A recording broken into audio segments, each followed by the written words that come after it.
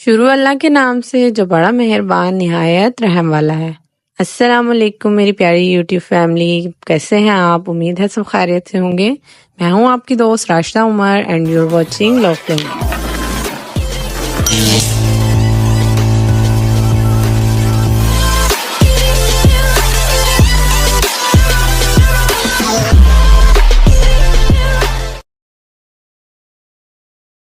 मेरी दुआ है आप जहाँ भी रहें हैप्पी रहें, खुश रहें और हमेशा अच्छे हेल्दी खाने खाते रहें।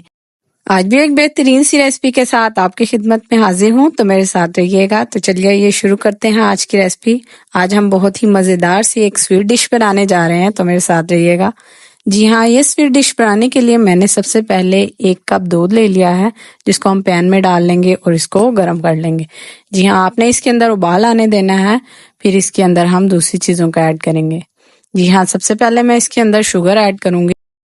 चीनी मैंने सिर्फ 1 टेबल स्पून ली है, तो आप अपने टेस्ट के अकॉर्डिंग डाल लीजिएगा। चीनी डालकर आपने इसको अच्छी तरह से पका लेना है। इसको पकाने के बाद तकरीबन 2 से 3 टेबल स्पून के करीब आपने दूध निकाल लेना है इसमें से, जो नीम गर्म होना चाहिए।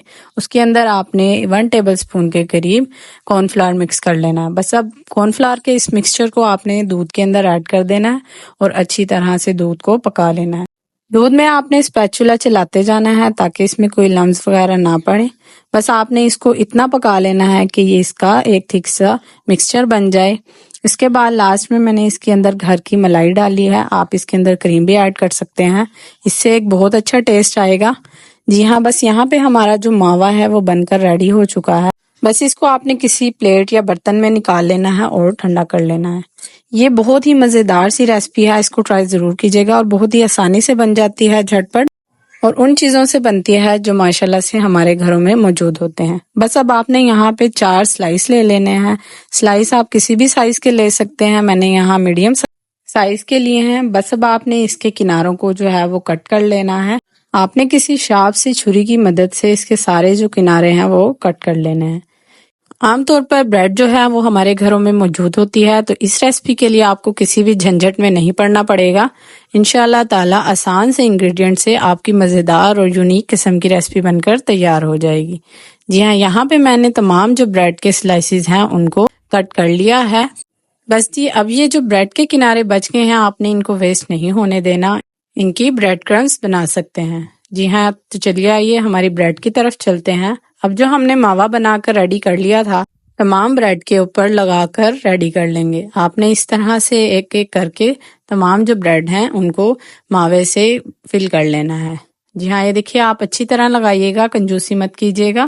बस इसी तरह आपने तमाम स्लाइसिस को मावे से फिल कर लेना है, इनको अच्छी तरह से इससे कोट कर लेना है और इस तरह से आपने एक ब्रेड के ऊपर दूसरी ब्रेड को लगा लेना है।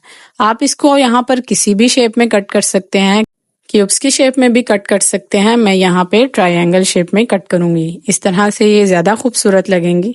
बस जी, अगर आपको मेरी रेसिपी स्टेज पर पसंद आ रही हो तो लाइक जरूर कीजिएगा और लो फ्लेम को सब्सक्राइब जरूर कर लीजिएगा और कमेंट में तो अपनी राय का इजहार जरूर कीजिएगा कि आपको मेरी रेसिपी कैसी लगी। बस जी, स्लाइसेस जो हैं वो रेडी हो चुके हैं, इनको हम एक साइड कर लेंगे। ये देखिए, हमने सारी रेडी कर ली हैं। बस अब हम दूसरे स्टेप की तरफ चलते हैं। अब मैंने यहाँ पर एक कढ़ाई के अंदर तकरीबन 3 कप के करीब दूध ले लिया है। इसको हम कवर करेंगे और इसमें उबाल आने का इंतजार करेंगे।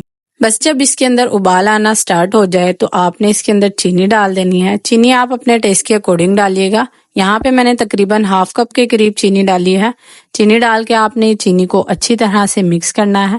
यहाँ पे मैंने तकरीबन 2 टेबल स्पून के करीब मिल्क पाउडर लिया है। मिल्क पाउडर ऑप्शनल है, आप इसको स्किप भी कर सकते हैं। बस अब हमने चीनी और मिल्क पाउडर को दूध के अंदर अच्छी तरह से पका लेना है।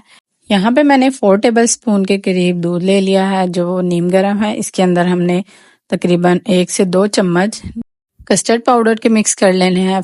कस्टर्ड पाउडर आप कोई सा भी ले सकते हैं, जो फ्लेवर आपको पसंद हो आप वो वाला ऐड कर सकते हैं। बस जी, जब दूध पकना स्टार्ट हो जाए तो आपने इस मिक्सचर को इसके अंदर डाल देना है और अच्छी तरह से मिक्स कर लेना है। स्पैचुला आप चलाते रहिएगा ताकि इसके अंदर लम्स वगैरह ना पड़े और बहुत ही स्मूथ और अच्छा सा कस्टर्ड बनकर रेडी हो जाए। जी हाँ, कस्टर्ड आपने बहुत ज्यादा थिक नहीं बनाना, बस इस चीज का आप ख्याल रखिएगा क्योंकि अभी हमने इसके अंदर ब्रेड को सोक करना है, इसीलिए इसका टेक्सचर जो है वो फाइन सा होना चाहिए। यहाँ पे मैंने एक गहरी ट्रे ले ली है, आप कोई सी भी ले सकते हैं। बस आपने इसके अंदर ब्रेड को जो है अच्छे से सजा लेना है। ब्रेड को अच्छी तरह से ट्रे के अंदर फैला लेना है। बस ऊपर से हम इसके अंदर इस तरह से कस्टर्ड को डाल देंगे और इतना डालेंगे कि हमारी जो ब्रेड है वो अंदर सोक हो जाए। ऊपर से इसके अंदर मैं डालूंगी बादाम, जो कि मैंने क्रश करके रख लिए थे पहले ही, और थोड़ी सी इसके अंदर मैं डालूंगी इलायची। इलायची को भी मैंने मोटा मोटा पीस लिया था।